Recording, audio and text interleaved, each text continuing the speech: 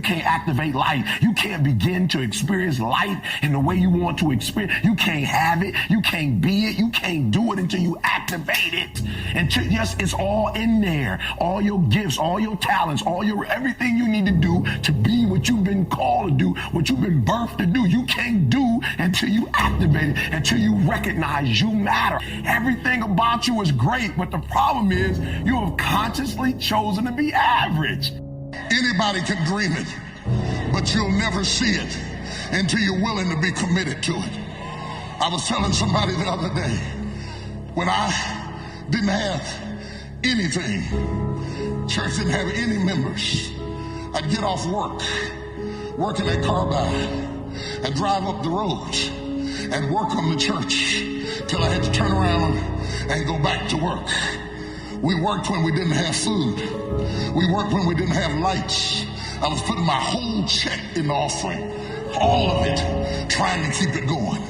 When I finally got some staff, I went on the road preaching.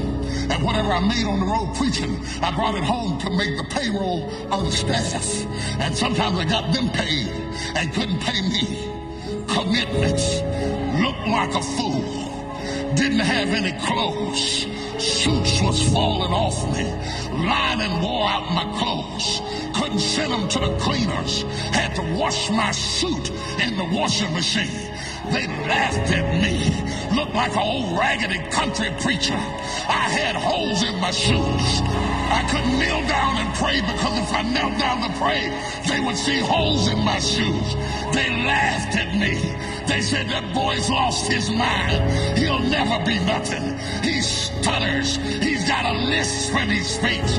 He'll never be a preacher. I don't care what you say.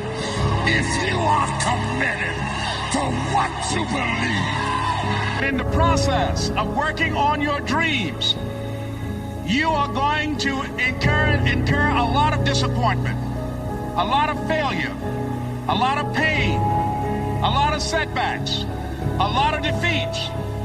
But in the process of doing that, you will discover some things about yourself that you don't know right now.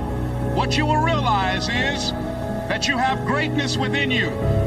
What you'll realize is that you're more powerful than you can ever begin to imagine. What you will realize is that you're greater than your circumstances, that you don't have to go through life being a victim. I get it, like innately, everything about you is great. Cause if you ain't pissed off for greatness, that means you're okay with being mediocre. You've consciously made a decision to be average. You are average in school. You are average at your workplace. Everything you do is average, and not because it's average, but because you made a decision. You made a choice to be average. Why? Because the people around you are average. There ain't no man in here okay with being just basic. Went to an average school, or you work for an average company, and so you've decided to go against who you are. If you do what is easy, your life will be hard.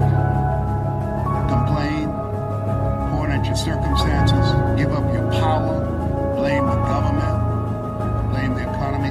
If you do what is easy, your life will be hard. But if you do what is hard, your life will be easy. It's hard to make a radical change in your behavior. It's hard to take ownership. It's hard to swallow the bitter pill that wherever you find yourself, at some point in time, you made an appointment to be there. It's hard. Stop doing things only based in fear. Like, the universe will assist you when you are acting in love. When you're acting in love, you're like a drop of water and you have the ocean as your army. When you act in fear, it's just you and your money. And many people go through life never getting in touch with their greatness because of the lack of motivation to push themselves, or because they have not found something that they believe to be worthwhile to challenge them. That many talented persons have gone unnoticed, and the world never had a chance to be exposed to their talent because that person did not take the time to begin to express or to demonstrate or to motivate themselves in the direction to bring that which they came into the universe to bring. Many people will leave the universe without a trace. No one will know they were here. And in fact, under their name, we could put under there, not used up. Will anybody know that you came this way? What contribution are you giving? What will you leave? What will be different because you came this way? That life is our gift to us, that God has given us, and how we live our lives is our gift to God. What kind of gift are you formulating? Is this a gift that you like to take back and do something else before you turn it in? Think about that. What can we do? What are some of the keys that we can begin to use to motivate ourselves when our batteries run low? Because I don't care who you are, I don't care what you do, at some time you are going to get tired. At some time you're going to get in a rut. Seem like nothing you do works out right. And sometimes it just seems like you just don't have the wherewithal or the will to do anything. That sometimes you act like you're punch drunk. You're just wading through life, just doing time day in and day out, looking at non-discriminatory television, anything that's on, just looking. And depressed, feeling powerless, feeling useless, and bored. What do you do? How do you get yourself out of a rut? How do you, when you know you can do more than what you've been doing and you're not doing it and you're discontent with where you are, you get angry at yourself. How do you get out of that rut? How do you motivate yourself? One of the things that we must do is that we must be involved in working on achieving self-mastery. You must work on yourself continuously. Never be satisfied with yourself. Always know that as you invest the effort and time on you, that's the greatest ability that human beings have above animals. See, a dog can't be anything but a dog. Tree can't be anything but a tree. Human being, you've got unlimited potential. You can put effort on you, and by concentrating on you and developing you, you can transform your life wherever you are right now. So you want to work on yourself. You want to read books that inspire you and motivate you. You want to listen to tapes over and over and over again. And I suggest that you listen to tapes when you first get up in the morning. You want to control the spirit of your day. When you first wake up in the morning, your mind is operating at 10.5 wave cycles per second. That's when the subconscious mind is most impressionable. Whatever you hear in the first 20 minutes when you wake up, that will affect the spirit of your day. When you listen to tapes, listen with relaxed belief. Believing that this can happen for you.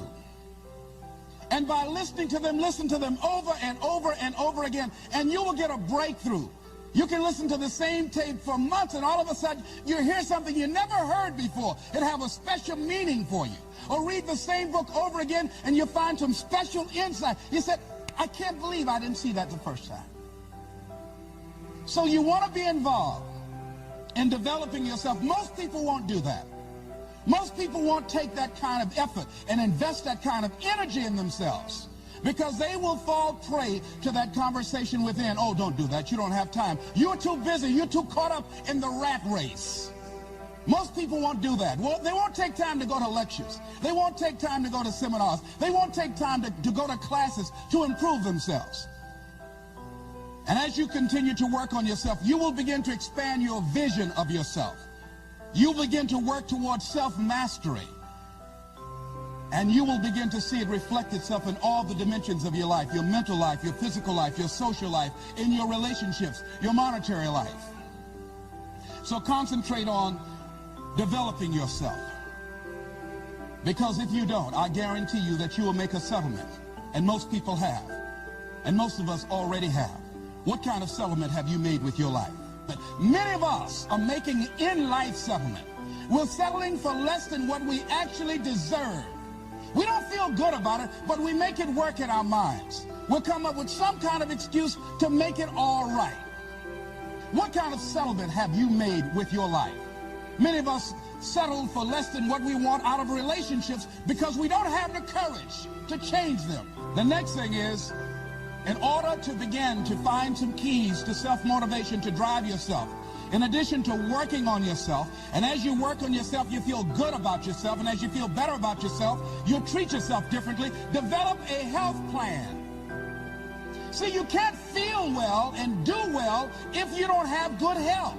You can't perform if you don't have your health. Your health is valuable. Develop a health plan. A plan that you will follow, because this is the only vehicle that you have to carry you through this experience called life. And you want to take good care of it because you love you enough. You care enough about you. And that's not easy. It is not easy having a health plan and sticking to it. But you're worth it doing it again and again and again.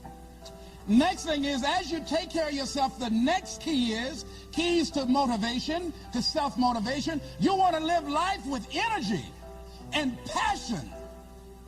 You want to make a conscious effort to be lively. See, in life, you either saying hello or goodbye. You either on the way or in the way. You want to be happy. You got a lot to be thankful for. But you watch some of the faces around you every day. And I tell you, some of these faces, they will put you in a depressed state of mind. So you want to avoid these kind of faces. When you see them coming, turn your head. The things that you say to yourself, you want to watch them, and in watching them, you want to take charge. So you've got to learn to stand up to yourself inside yourself and short circuit, override that conversation that's always going on. 85% of what that conversation will tell you is negative. It's negative. It will tell you you're tired when you really are not tired. It will tell you you can't do it. It will fill you with fear. So you've got to watch that conversation. And when you find it going on, you've got to stand up to it and say, I'm going to do this anyhow. I'm afraid, but I'm afraid not to do it. And I'm not going to let you stop me. The biggest challenge that you will have in life is you. There's an old African proverb that says, if there's no enemy within, the enemy outside can do us no harm.